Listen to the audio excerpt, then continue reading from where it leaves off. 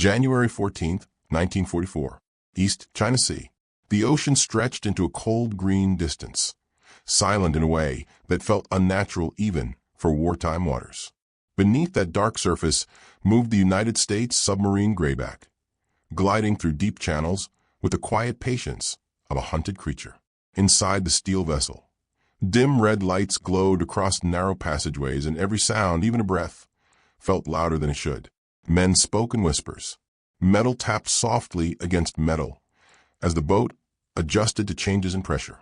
A few men clenched their teeth when the hull groaned, as if the sea itself pressed in to test their resolve. Commander Walter Fay stood inside the control room, eyes locked on a cluster of decoding notes. His face stayed calm, but every man around him sensed something was wrong. The messages that had guided them to this area were strange. They had come from Pearl Harbor intelligence, yet they lacked the crisp structure the operators were trained to expect. One note arrived with a signature code that nobody recognized. Another message changed the coordinates at the last moment. Then a third arrived a few hours later, insisting on a new location entirely. Fay had seen misinformation before. He had seen confusion. But he had never seen something that felt this deliberate, as if a hidden hand were steering them into a place they were meant to reach. Still, he followed the trail. He told himself the mission demanded obedience. Deep down, something else whispered that this path had purpose, even if he could not yet explain it. Before we push deeper into these dangerous waters, take a moment to subscribe to WW2 Never Told German Files and tell me where you are watching from around the world. Your support keeps these forgotten stories alive, and I read every single comment. Now let us go back to that cold ocean and the mystery waiting in the dark. Near the sonar station, a young operator named Andrew Collins pressed his headset tighter against his ears. His heart thumped harder with every shift of sound. Collins had always been sensitive to patterns in the ocean, hearing what others missed. Tonight, the ocean felt different. There was something alive out there, something moving with a slow, steady beat. He raised a hand and motioned silently for another operator to confirm the sound. The second man listened, then nodded, eyes widening. Fay crossed the room. Collins swallowed hard and whispered that he heard multiple propellers. 7, maybe more. Slow, heavy, measured, and behind them, something larger. A deeper rumble that did not match the others. Fay frowned, but said nothing. Instead, he leaned over the charts, tracing routes with the tip of his finger. If Collins was right, the grayback had found what the strange messages had promised. A Japanese supply formation moving across the East China Sea. Fuel ships, cargo carriers, possibly military escorts, and one more presence. Something bigger. Something that made even the experienced sonar men tremble. The commander quietly ordered the submarine to rise toward periscope depth. Tension washed through the crew like a cold gust. Men braced themselves. A few closed their eyes for a moment longer than a blink. Farrell, the torpedo operator, whispered a prayer he learned from his grandmother in Wisconsin. Across the room, a sailor named Harlow held a small photograph of his daughter near his chest. Everyone seemed aware that something larger than a routine patrol was unfolding. When the periscope broke the surface, Fay lifted it slowly. He scanned the horizon, then the rolling waves. At first, everything looked calm. Gray swells lifted and dropped under a dull sky. Then he saw them. Shapes. Shadows. A line of ships cutting across the ocean. 7 of them, just as Collins predicted. Large tankers loaded with fuel. 2 cargo vessels, likely filled with supplies. And there, drifting farther in the formation, a slim profile that could only be a warship. But something was wrong. Deeply wrong.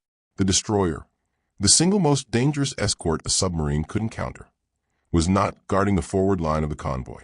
It was not sweeping the rear, either. Instead, it was moving away from a formation entirely. Not slowly, not by accident, but as if following a precise alternate path.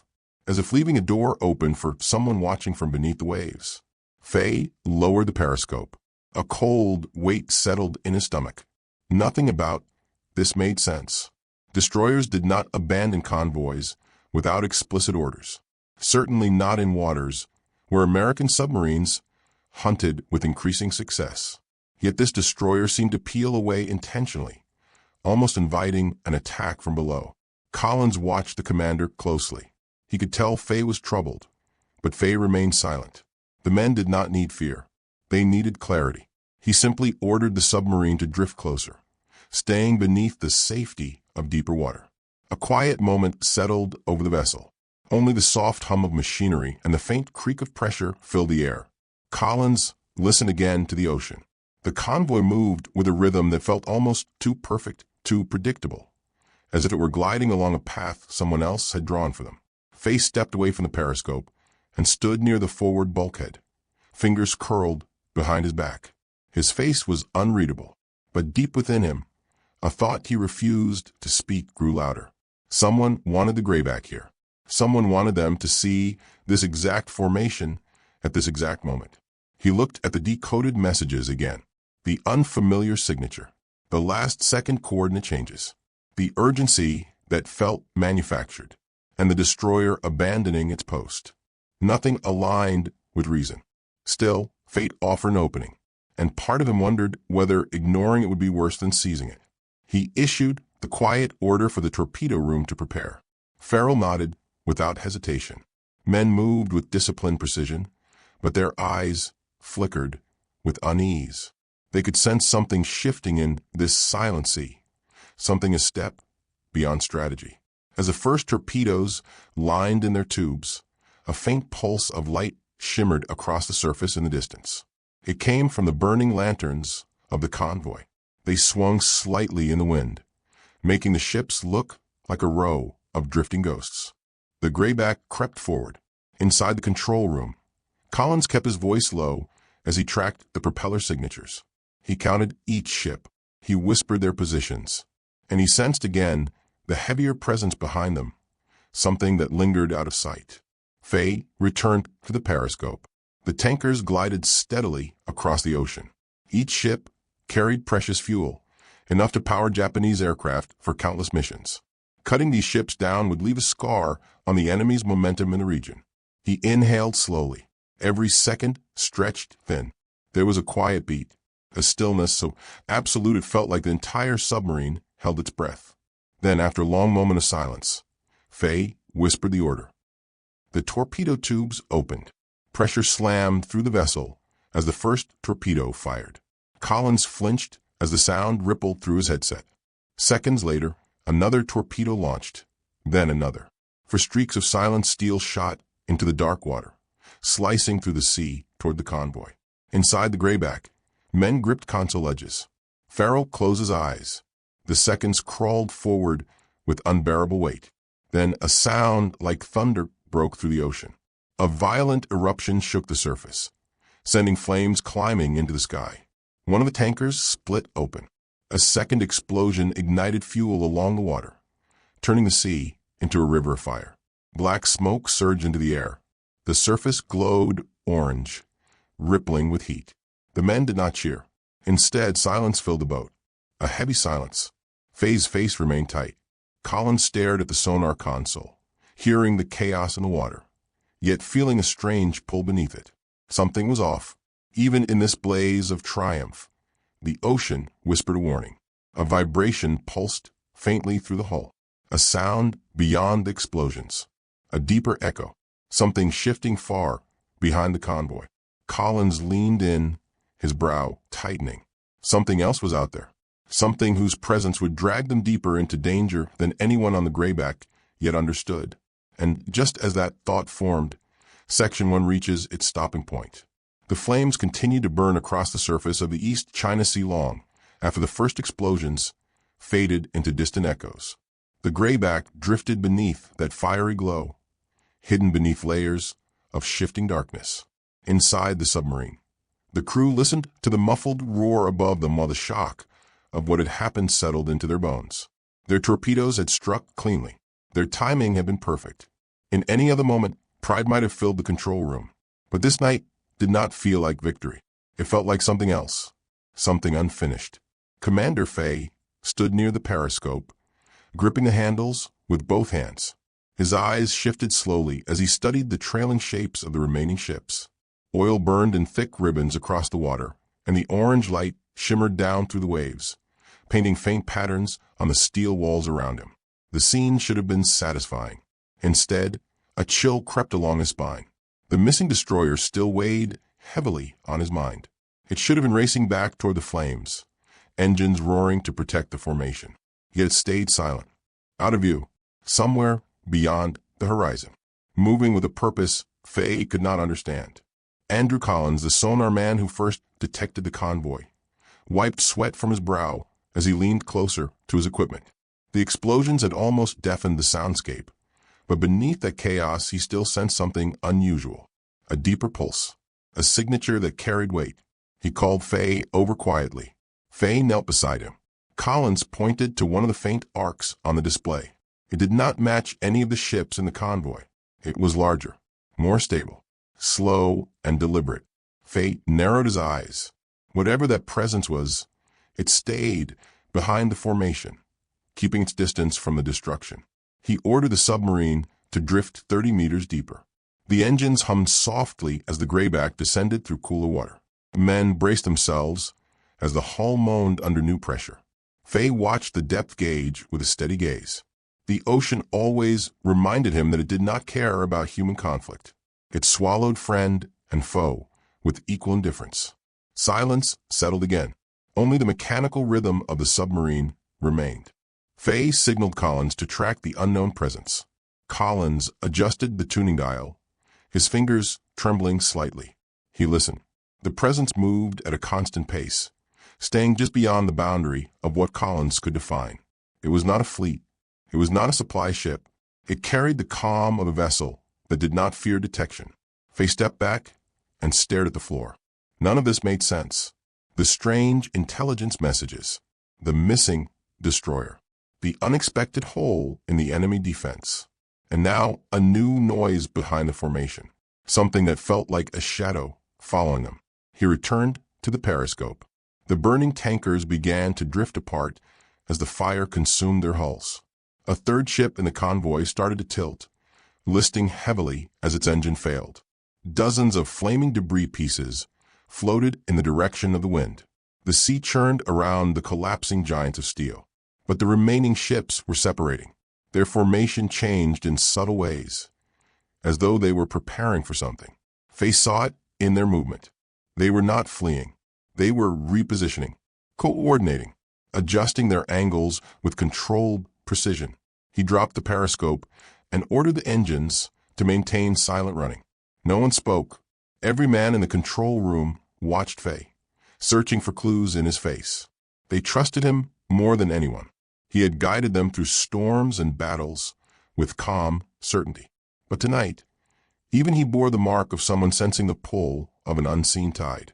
20 minutes passed. The ocean fire dimmed, while the surviving Japanese ships moved farther from the blast zone. Collins continued to track their movement. Faye stepped into the narrow passage toward the torpedo room. Farrell stood ready, wiping grease from his hands. The torpedoes had been reloaded with swift precision. Farrell did not ask questions. His eyes showed faith and fear woven together. Faye considered another attack. A second strike could cripple the convoy beyond recovery. It would also risk exposing their position if the destroyer returned. He stood silently, feeling the heartbeat of the submarine beneath his feet. It pulsed like a living thing. After a long moment, he gave the order. The grayback changed its angle and drifted after the retreating ships. Quiet, properly aligned, unseen. Above the surface, cold winds pushed smoke away from the burning wrecks. Waves slapped against the remnants of twisted metal. The night sky hid the movements of the enemy. There were no stars visible, no moonlight, only the faint glow of distant flames breaking through the gloom. Inside the submarine, Collins straightened suddenly. He motioned for Faye at once. Faye hurried over. Collins pointed at the display. The unknown presence behind the convoy had slowed. Then it paused. Its rhythm changed, almost like a breath held in anticipation. Faye studied the trace with a sinking feeling. Whatever that presence was, it now knew they were here. Faye ordered the submarine to hold position. The engines fell silent. The crew waited. Minutes ticked by like hours. Finally, the unknown presence began moving again. Slow, careful, as if searching. Faye whispered a question. Could the presence be the destroyer that abandoned the convoy earlier? Collins could not confirm, but his expression said everything. He believed it was. Faye clenched his jaw. If the destroyer was returning, then the Japanese may have known about this attack long before it happened. The pathway left open may have been intentional. An invitation meant to lure the grayback into striking. A ploy designed to predict the submarine's movement. Yet something did not fit. The initial coordinates that brought them here came from American intelligence. Unless someone else was interfering with those signals. Someone who had access to communication channels. Someone with motives yet unseen. Faye returned to the periscope.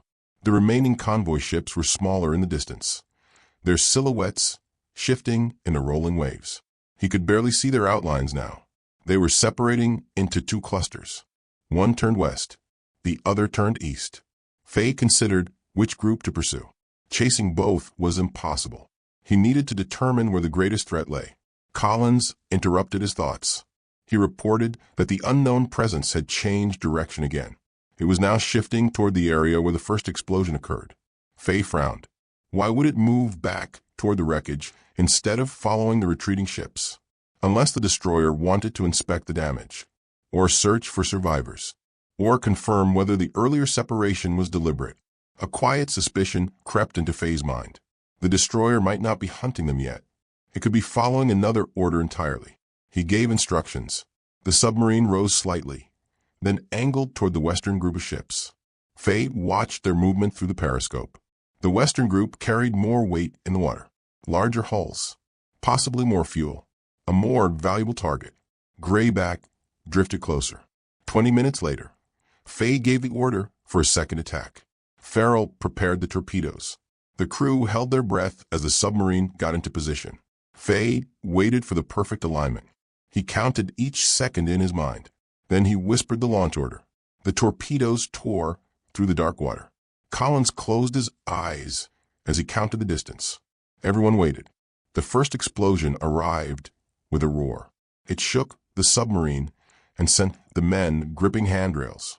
A second explosion followed moments later. Then a third. The ocean flashed with violent fire. Faye raised the periscope again. One tanker broke apart instantly. Another tilted sharply. The cargo ship behind them burst into flame as the aviation fuel ignited. It created a chain reaction that engulfed everything around it. Fire danced across the water like a living creature searching for victims. Inside the grayback, men stared in awe. The entire western group of ships had been destroyed in minutes. Faye lowered the periscope slowly. There was no triumph in his eyes, only worry. Something deeper stirred within him, a sense that this victory carried a cost he could not yet see. Collins stiffened suddenly. He called out to Faye with urgency in his voice. The unknown presence was moving again, faster this time, directly toward them. Faye's pulse quickened.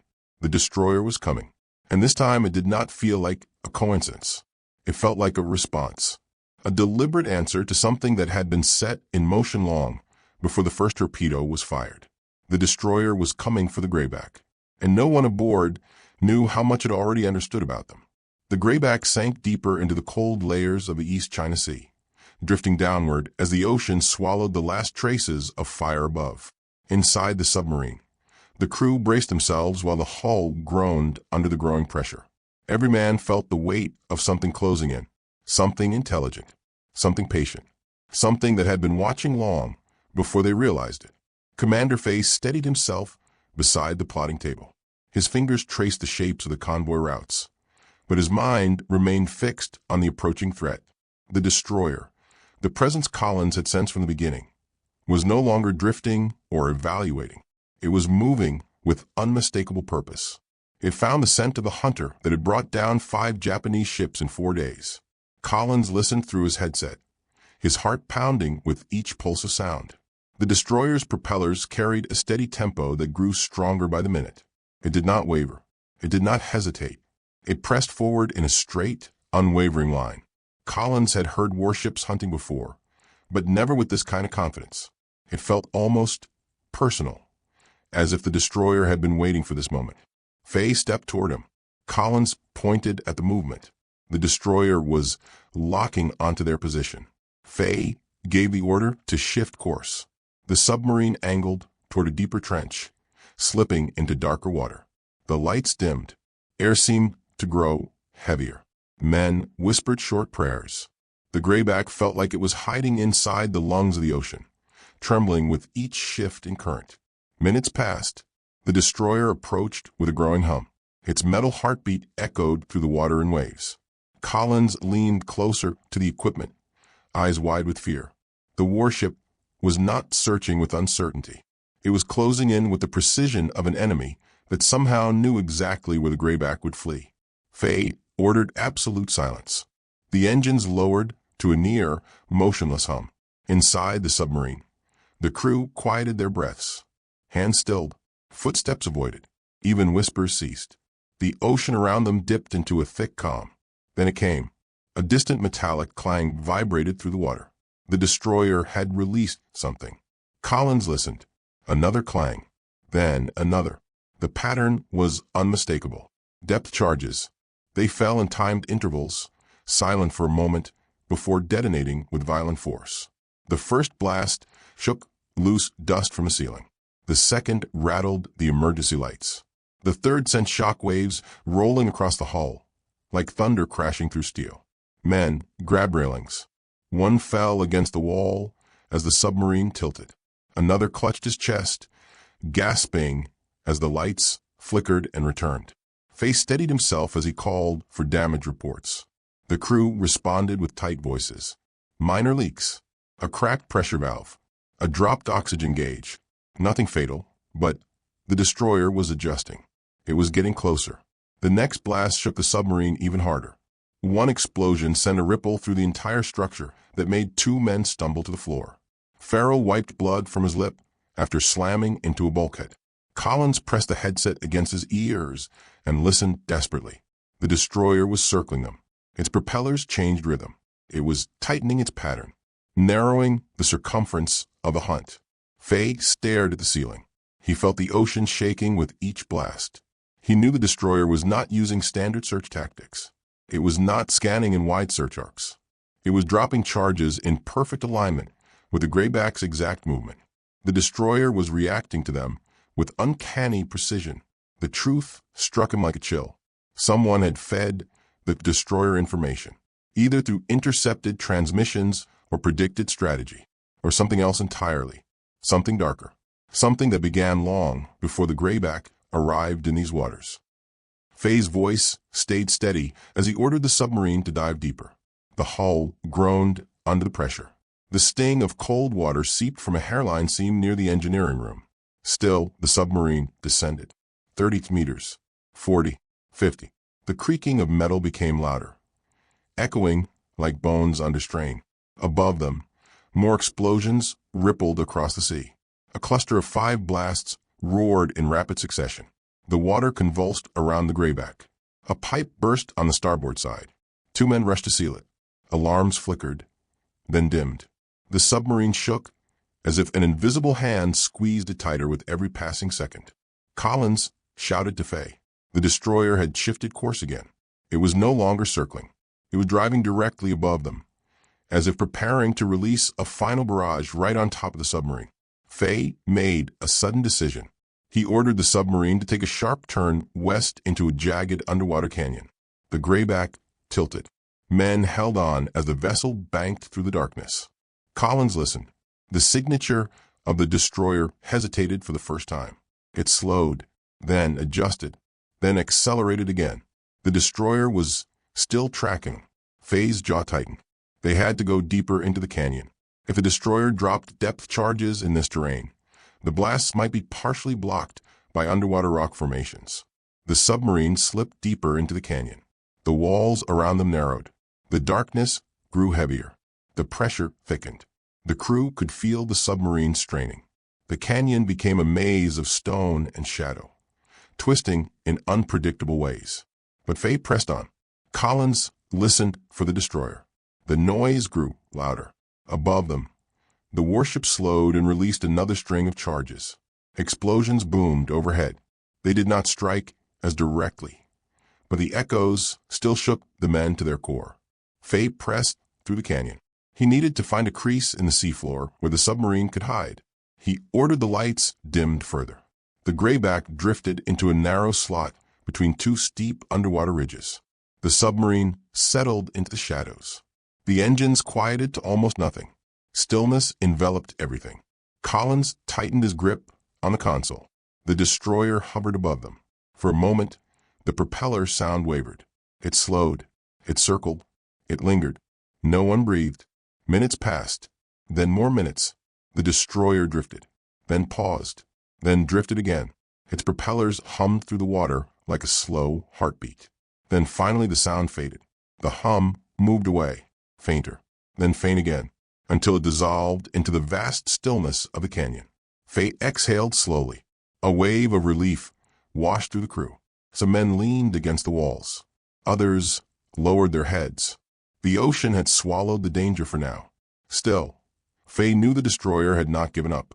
It had simply lost them in a rare moment of chance, or a rare moment of mercy. The grayback stayed hidden for hours before easing out of the canyon. The ocean above them remained vast and quiet. No more explosions. No sign of the destroyer. Only the long rolling currents that carried secrets across the sea. When the submarine finally rose to safer depth, Fay returned to the periscope. The flames from the earlier attack had long died out. Smoke trailed along the sky like thin fingers. The convoy was gone. The destroyer was gone. And no trace of the unknown intelligence signals remained. The truth behind those 4 days would never return. Not in the coded records. Not in the war logs. Not in the memories of survivors. Some of the crew believed the rogue destroyer captain had been a secret enemy of Japan. Others whispered that American intelligence had been compromised. A few said neither side ever controlled those messages. Something else guided them. Something no one wanted to acknowledge. Fay carried those mysteries with him for the rest of his life. Collins never let go of the memory of that unknown presence in the water. Even decades later, he said in a trembling voice that the ocean that night had felt crowded with things unseen. And the question that followed the men of the grayback forever was simple. They survived. But were they saved by chance? Or by someone watching the dark? The ocean never answered. It simply kept its secrets. Thank you for watching this story. If it moved you, surprised you, or opened your eyes to how much of World War II still remains hidden, then please share this video, like it, comment, and subscribe to WW2 Never Told German Files. It helps the channel grow, and it keeps these forgotten stories alive. And before you go, tell me where in the world you are watching from. I read every single comment, and you are part of this journey with M.E.